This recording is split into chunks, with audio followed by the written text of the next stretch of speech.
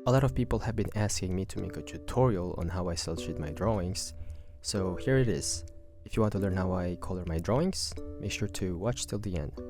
Also, before we start, make sure to hit that thumbs up, cause likes are free and support is priceless. Anyways, let's get right into my process.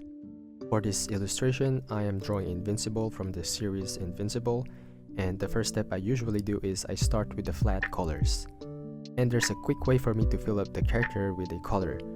What I do is I use the auto select tool and I select the outside part of the line art layer, and as you can see here, I'm filling up the selected area with a blue color. But if I hit Ctrl Shift I, it will invert the selected area. It means I can now fill the drawing with the color of my choice. In this situation, I picked yellow since that's the main palette of Invincible. You can also just go to select on the top area of the software and then click inverted selected area.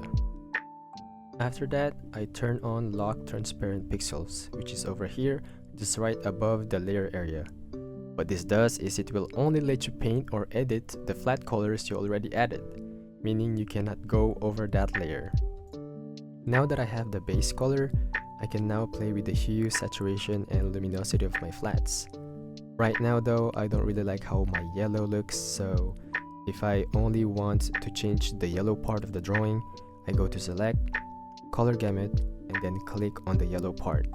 This will basically select all the yellow parts of the drawing so you can modify that color. To do that, hit Ctrl U and a window should pop up. This tool will let you change the hue, saturation, and luminosity of the color you picked. As you can see here, I am playing with all of them until I get the result I want. Then I'll just do the same with the black part and the blue part of the suit. Also, just one thing, I kinda messed up his glove design since his fingers are supposed to be visible, but don't worry, you'll see me fix them during this video. Anyways, the next step is the background. For the background, I keep it fairly simple, just a black backdrop with a light blue glow from below. This lighting is temporary though, and I might change it as the illustration progresses. But it's important to note that the background color is always flexible until the final stages. Now for the shadows. When I started digital painting, I would just make a new layer, set it to multiply, and fill in the shadows. Now though, I take a slightly different approach. First, I create a folder, set it to multiply, and then add a new layer inside. Then, I clip the folder to the flat layer. This ensures that I can only paint within the base color areas. I then start by adding my shadows, blacking out the dark areas where light doesn't hit. For this piece, my main light of source is coming from the top right. I prefer starting with shadows first and then erasing where the light hits. It makes it easier for me to focus on the composition and lighting. Here, I only erase parts where light naturally falls, for example, Invincible's face, shoulders, arms, and legs. After that, I create a new layer on top, and I'm gonna name it Shadow 2 because I'm very creative.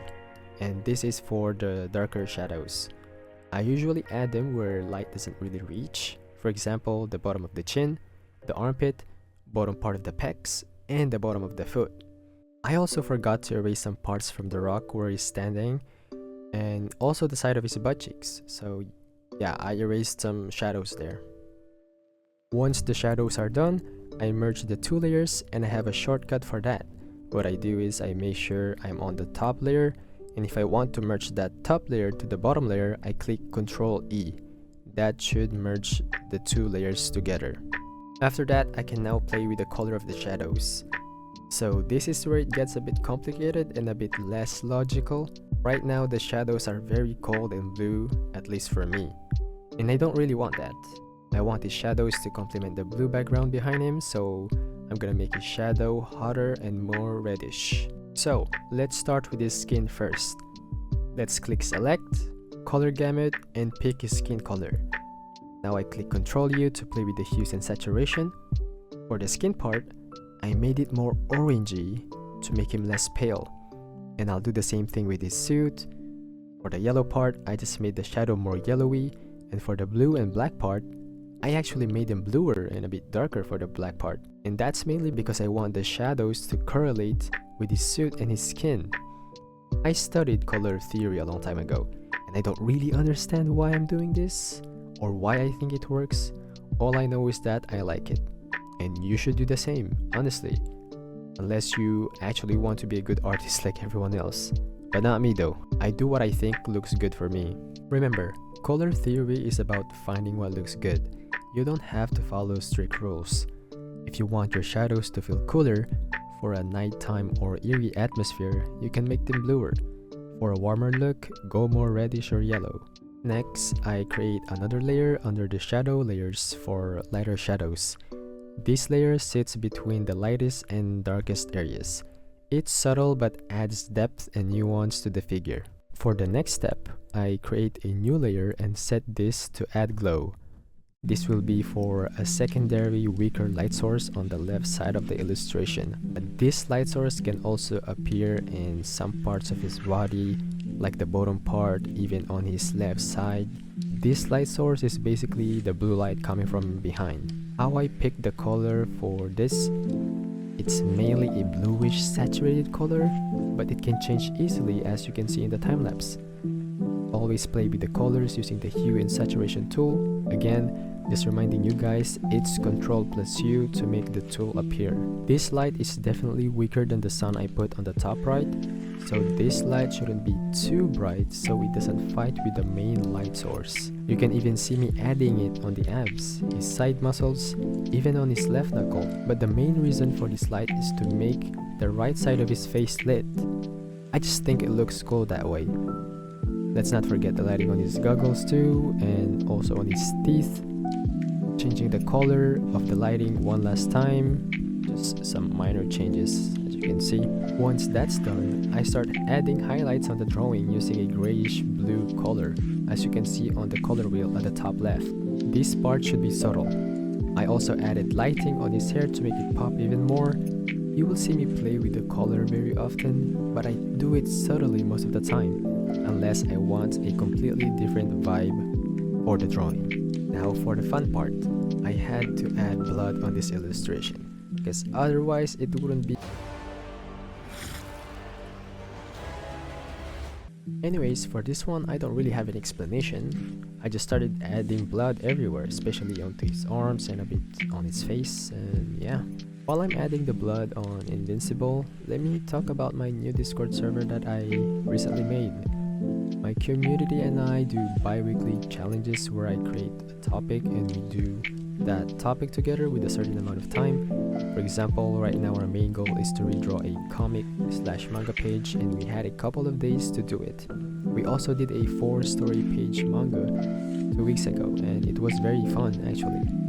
The server is for everyone to hang out and just chill there with the other artists, so if you want to join, there will be a link below.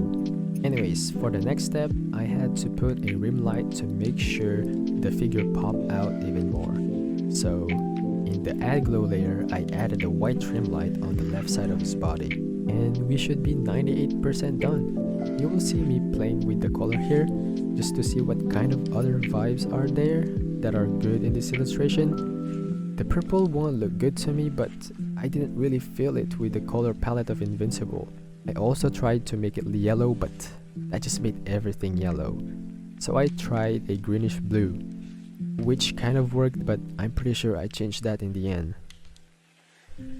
Just adding the finishing touch, adding some details, and using another glow layer to make the lighting more dramatic. To finish the illustration, I merged everything into a new layer and transformed that layer into a noise filter. To do that, click the filter tab on the top left of the software, then click render, Perlin noise, and set the scale to 1. Then put the layer to 30% opacity. This should give your illustration some raspy texture. And if you want to make a color aberration effect, just merge everything again into a new layer, then set that layer to difference, and copy paste that layer until you have 3 of those. Now, click on the first top layer that you just pasted and click the edit tab on the top left side.